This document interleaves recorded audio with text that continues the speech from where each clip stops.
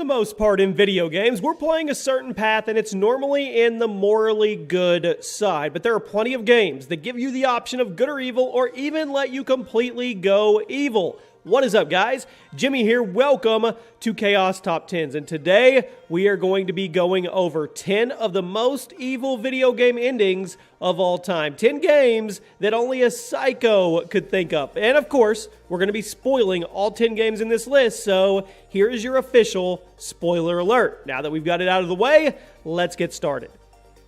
Be sure to enter the monthly $200 Amazon gift card here on the channel. It's really easy to enter. All you have to do is like the video, make sure you're subscribed to the channel, and turn on your notifications for a chance to win. Leave a comment why you want it with your Twitter handle, and I will pick the winner at the end of the month. Good luck.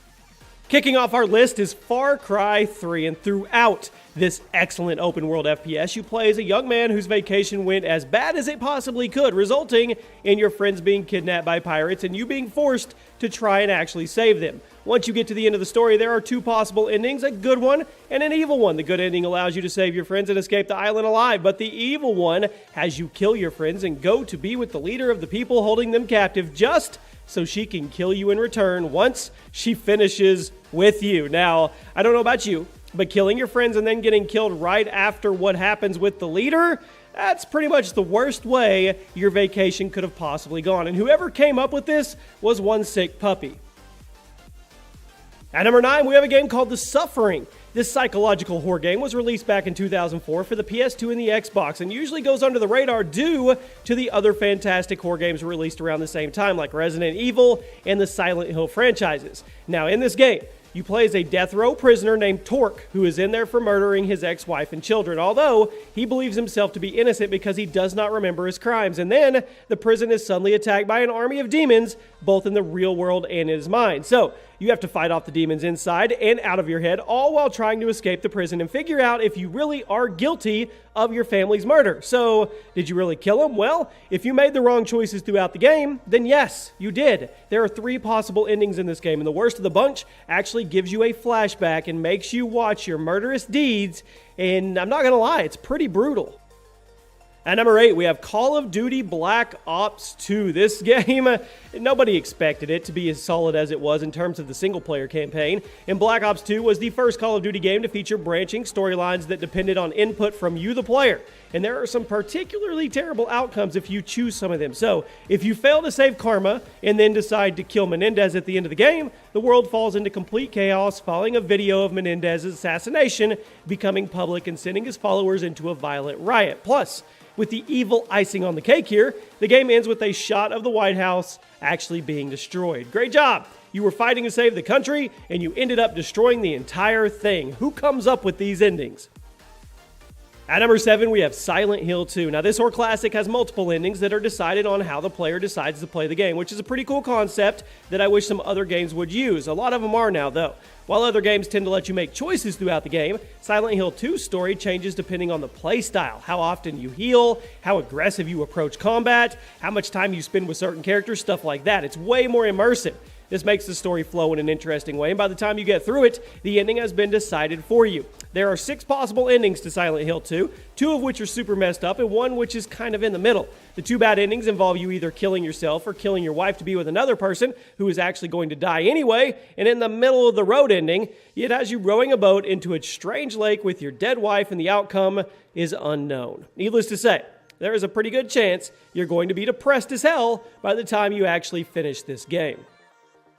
At number 6, we have Spider-Man Web of Shadows. You're thinking, this is a dark top 10, Jimmy. Why would we have Spider-Man? Now, this is widely regarded as one of the best Spidey games ever, as it has great mechanics, solid combat, and a branching storyline that lets you choose either good or evil. A constant theme throughout the game is the symbiote and Spider-Man's black suit, which often tempts him with doing things in a more violent, evil manner. Whenever Spidey is presented with these temptations, the player is allowed to choose either to give in to the symbiote or fend it off to take the moral high ground. However, if you end up taking the symbiote route at every choice, things get pretty messy at the end. You actually end up killing Venom, the game's main villain, but then also end up becoming the new tyrannical ruler of New York City, which lets the symbiotes populate and infect the population, and then bring Black Cat on board as your queen. While it's fun to be good and evil in these games, it's definitely strange to see Spidey as such an actual villain. If you played this game, which route did you take?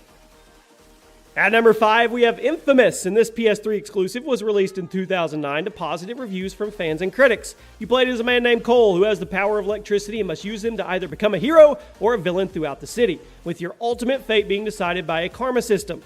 If you do mostly good things, you'll be a hero. If you do mostly evil things, it's pretty simple. You'll end up being a villain. Once you find yourself at the end of the campaign, you'll find that both possible endings are pretty rough, but obviously, the evil ending is worst. It's the worst of the two, and the evil ending involves you not actually saving the city at all, and instead just further growing your own personal strength while the entire world suffers around you. But even if you play the game well, the good ending is a pretty major gut punch. If you played well, you end up defeating the antagonist and being the hero of the city, but you then realize that you're going to be alone for the rest of your life due to the responsibilities and dangers of being a superhero. Now, Infamous is a strange case where both the good and the bad endings are both pretty rough in their own ways. We already mentioned Far Cry 3 earlier on this list. Let's put Far Cry 2 at number 4. Far Cry 2 deserves a shout out because the ending of the game is even more evil than the 1 and 3 if you ask me. Far Cry 2 has you playing as a mercenary trying to take down an arms dealer during a civil war in Central Africa. The game is solid and worth a playthrough if you're a fan of the series, but the ending definitely punches you straight in the feels. Once you reach the end of the game, you confront the arms dealer known as the Jackal, and after having an exchange with one another, you're given the choices of one of 2 suicide missions, whichever one you don't choose being the one that the Jackal will do. Basically, you and the Jackal decide that you're both terrible people, and you both want to do one last heroic thing and die in the process. But the twist comes in when you find out that the Jackal actually didn't die. Once your character dies, you will learn that the Jackal's body was never recovered, meaning that he just manipulated you into killing yourself and he got away scot-free. That is twisted. At number 3, we have a Star Wars game, Jedi Knight Dark Forces 2. This is a great Star Wars game all the way back from '97 that has you playing in a story set in the year after the events of Episode 6. You played as a mercenary whose father was killed by Dark Jedi, which motivates you to go find your father's killer while also walking the line between the dark side and the light while learning the ways of the Force. This is familiar, right? Once you reach the end of this game, though, the ending will be determined by which side of the Force you were true to. In the dark side, the ending is, it's dark. If you end up becoming a Sith, you not only kill your friends, but you also become the new Emperor, taking the place of Palpatine. I don't know. That'd be pretty cool to do, honestly. At number 2, we have a game called Fable. This RPG was released for the original Xbox in 2004. This thing was hyped through the roof. It later ported to the PC. It got great reviews and is considered one of the best role-playing games from that gen, and it featured plenty of moral decisions for the player to make along the way.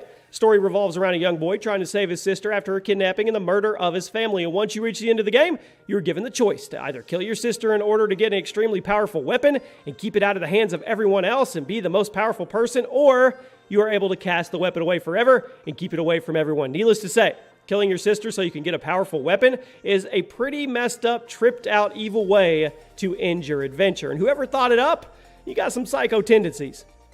And finally, at number 1 today, I want to know, did you guess? A lot of you like to guess what the number 1 spot holds. Well, here it is.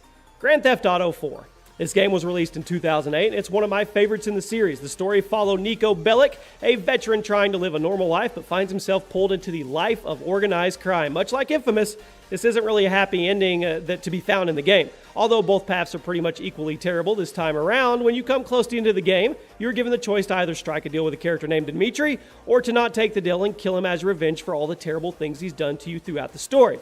And if you do go through with the deal, Dimitri betrays you again and sends an assassin who accidentally kills your cousin. If you don't go through with the deal, you kill Dimitri, but then your girlfriend is killed by one of Dimitri's followers. So regardless of how you choose to approach the deal at the end of GTA 4, you're going to end up getting one of your closest friends killed, either your cousin or your girlfriend. There's no way out of it.